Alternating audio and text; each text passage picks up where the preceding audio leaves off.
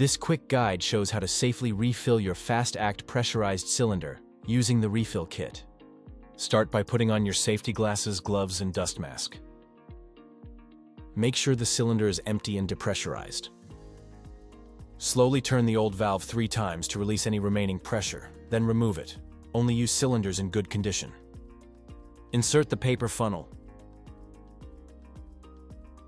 and slowly pour in the fast-act powder.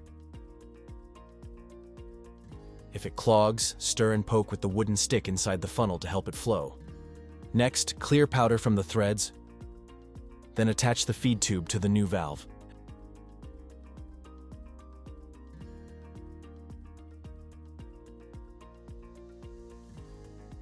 And carefully screw the valve into place. Connect the air adapter to a nitrogen tank. Never use CO2 or compressed air. Set the nitrogen tank regulator to 140 to 195 psi, based on local regulations, to properly pressurize the cylinder.